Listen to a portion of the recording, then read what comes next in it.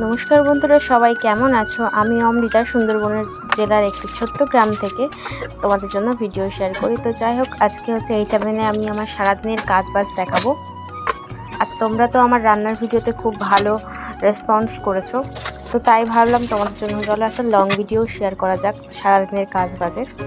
আর এইটা হচ্ছে আমাদের কলতলা। এটা জানি একটু নোংরা হয়ে রয়েছে, তো বর্ষাকালে এরকমই থাকে। বর্ষাকালে যতই পরিষ্কার করি না কেন, সাথে সাথে পরদিন আবার নোংরা হয়ে যায়। তো তাই আর বর্ষাকালে তেমন কিছু একটা করি না। বর্ষাকালে থাকে, আবার গরমকালে আমি আবার মনের মতো করে সব পরিষ্কার পরিচ্ছন্ন করে নিই।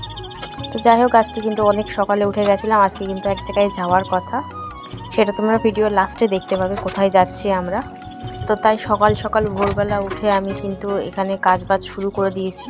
আমাদের কিন্তু যাওয়ার প্ল্যানটা ক্যান্সেল হয়ে গেছিলো বাসন মাজার আগে। তো আবার সবাই মিলে ভাবলাম না, ক্যান্সেল করে লাভ নেই, যেখানে যাচ্ছি খুব ভালো জায়গা, তো আবার ভাবলাম যাই। তো তাই খুব তাড়াতাড়ি করে বাসনপত্র মেজে নিলাম। আর আমি কিন্তু কয়েকদিন ধরে এখন অন্যই রান্না করেছি। তো তোমাদেরকে আগের চ্যানেলে বলেছিলাম যে আমাদের এখানে সিলিন্ডার আসতে এক সপ্তাহ লেট করে।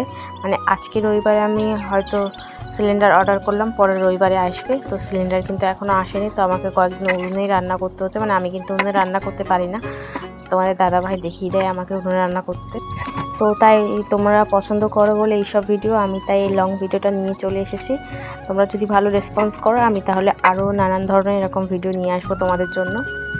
আর এইদিকে আমাদের পুকুর দেখো, নদী পুকুর দেখো, সব বৃষ্টিতে ভরে গেছে। এখানে কিন্তু ভীষণ বৃষ্টি হচ্ছে, এতটাই বৃষ্টি হচ্ছে যে সবসময় ঘরের থেকে বেরোনো যাচ্ছে না। তো আজকের দিনটা দেখছি প্রচুর রোদ হচ্ছে, কিন্তু রাত্রেবেলা কিন্তু ভীষণই বৃষ্টি হচ্ছে। তোমরা আশেপাশে দেখলে বুঝতে পারবে প্রচণ্ড পরিমাণে বৃষ্টি হচ্ছে, চারিদিকে জল জমে রয়েছে। তো এখানে আমি তাড়াহুড়ো করে বাসন মাজছিলাম, যেহেতু আমার শ্বশুর আর আমার ভাই আসবেন, আজকে আসার কথা ছিল। আর আমাদের ওদিকে এক জায়গায় যাওয়ারও কথা ছিল। তো আমাকে তো ওদের জন্য রান্নাবান্না করে যেতে হবে। তো তাই আমি তাড়াহুড়ো করে আগে বাসনটা মেজে নিচ্ছিলাম। বাসন মাজার সবথেকে কঠিন পার্ট হচ্ছে এই হাঁড়িটা ধোয়া। হাঁড়িটা আমি একদম ধুতে পছন্দ করি না, যেহেতু কালি লেগে থাকে। আমার একদম পছন্দ হয় না কালি পরিষ্কার করা, কিন্তু কি করব, ম্যানেজ তো করতেই হবে, তাই না? আর আমাদের এখানে কিন্তু বৃষ্টি হলেই প্রচণ্ড পরিমাণে জঙ্গল হয়ে যায়, মানে খুব তাড়াতাড়ি, মানে এক সপ্তাহের মধ্যে পুরো একদম একটা জঙ্গল তৈরি হয়ে যাবে, এরকম একটা ব্যাপার। তো আমরা যতই জঙ্গল পরিষ্কার করি না কেন, গাছপালা পরিষ্কার করি না কেন, আবার সেই জঙ্গল হয়ে যায়। তো এইসব জঙ্গল পরিষ্কার করার একটা লং ভিডিও আলাদা আনবো, সেগুলোর জন্য তোমরা রেডি থাকো আর আমার চ্যানেলটাকে ফলো করো, তাহলে তোমরা আমার সব কটা ভিডিও দেখতে পাবে। আর আমাদের পোস্টের ওপরে প্রচণ্ড পরিমাণে শালিকের বাসা করেছে, যার জন্য এই শালিক পাখিরা প্রচুর থাকে এখানে, আমাদের এখানে। তো যেখানে যাচ্ছিলাম খুবই শুভ জায়গা, তাই ভাবলাম ঘর বাড়ি নোংরা করে যাওয়া যাবে না। তো তাই কিছু বেড কভার ছিল, যেহেতু কয়েকদিন ধরে আমি কাচাকুচি করতে পারছিলাম না ভীষণ বৃষ্টির কারণে। তো তাই আমাকে হচ্ছে কাচাকুচিটা করেই তারপর যেতে হবে। কয়েকটা বেড কভার ছিল, যেহেতু আমার বেবি আছে, মাঝে মাঝে ও টয়লেট করে ফেলে বিছানার মধ্যে, তো আমাকে এগুলো পরিষ্কার করতে হবে ডেলি।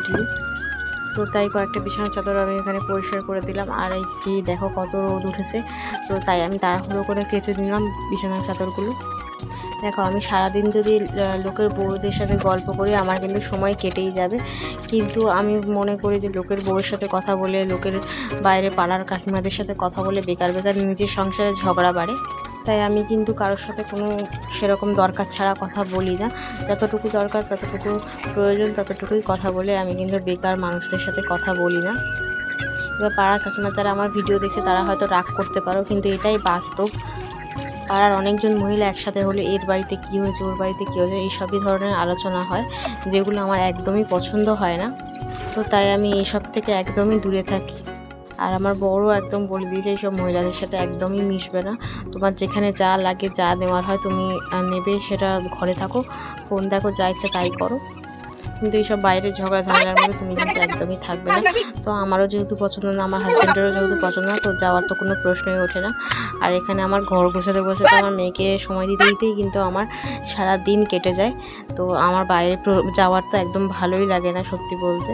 আর যদি আমার মন খারাপ করে, ঘরে একা থাকতে না ইচ্ছা করে, তখন কিন্তু আমার বর আমাকে ঘুরতে নিয়ে যায়।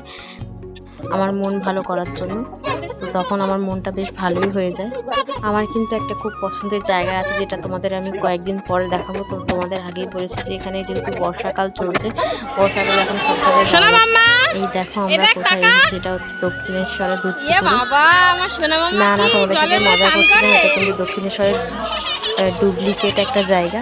তো একদম দক্ষিণেশ্বরের মতো দেখুন, দক্ষিণেশ্বরের দুধ পুকুর থাকে, যেরকম দক্ষিণেশ্বরে শিবের মাথায় জল ঢালতে হয় সেরকমই কিন্তু জায়গা। এটা হচ্ছে এই সেই জায়গা, জল ঢালতে খুবই সুন্দর। তো তোমাদের ভিডিওটি কেমন লাগলো অবশ্যই কমেন্ট করবেন, লাইক কমেন্ট শেয়ার করতে ভুলুন চ্যানেলটাকে।